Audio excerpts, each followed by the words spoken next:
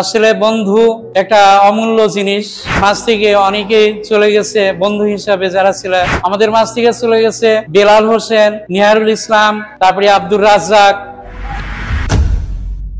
রহমানির রহিম ধরমপুর মাধ্যমিক বিদ্যালয় কর্তৃক আয়োজিত ঈদ পুনর্মিলন অনুষ্ঠানে উপস্থিত আমার শ্রদ্ধাভাজন শিক্ষকবৃন্দ, যারা মঞ্চে উপবিষ্ট আছেন, মশিউর রহমান স্যার, মাহফুজা লাইলি ম্যাডাম, জামিরুল ইসলাম স্যার এবং আরো অনেক সিনিয়র বৃন্দ, এবং বিশেষ করে আমার এই রুমে উপস্থিত আমার 1995 এসএসসি ব্যাচ, সবাইকে আমার অন্তরের অন্তঃস্থল থেকে ধন্যবাদ।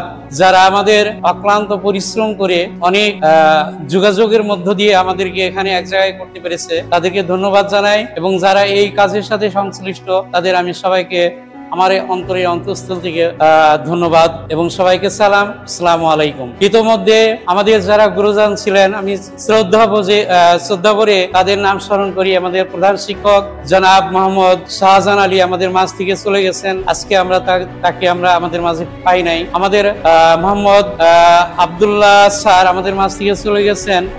এছাড়াও আমাদের মাঝে জীবিত আছেন মাফিউল স্যার, যিনি আমেরিকা প্রবাসী, এবং রশিদ স্যার, যিনি অবসরপ্রাপ্ত, খায়রুল ইসলাম স্যার জীবিত আছেন। এছাড়া অনেকে যারা জীবিত আছেন, তাদেরকে আমি আমার অন্তরের অন্তঃস্থল থেকে তাদের সুস্বাস্থ্য দীর্ঘায়ু কামনা করছি, এবং যারা আমাদের মাঝ থেকে চলে গেছেন তাদের বিদেয় আত্মার মাগফিরাত কামনা করছি। আসলে বন্ধু একটা অমূল্য জিনিস, এটা কখনো নিঃশেষ হয় না। মায়ের ভালোবাসা যেমন নিঃশেষ হয় না, আমাদের বন্ধুদের যে দৃঢ় ভালোবাসা, প্রগাঢ় ভালোবাসা, এটা কখনো আমাদের মাঝ থেকে মুছে যাবে না, আশা করব। তো ইতোমধ্যে আমাদের মাঝ থেকে অনেকেই চলে গেছে বন্ধু হিসাবে, যারা ছিল যেমন ইয়াদুল ইসলাম, অত্যন্ত মেধাবী ছিল আমার বন্ধু। খায়রুল বললেন যে ইন্টারমিডিয়েট পরীক্ষা দিয়ে রেজাল্টের আগেই সে দুনিয়া থেকে চলে গেছে, কিন্তু তার রেজাল্টটা অনেক ভালো রেজাল্ট ছিল, সেটা উপভোগ করে যেতে পারেনি। আমরা তার আসলে মৃত্যুতে অনেক শোকাহত এবং অনেক ব্যথা বা কষ্ট পেয়েছি। আমাদের মাঝ থেকে চলে গেছে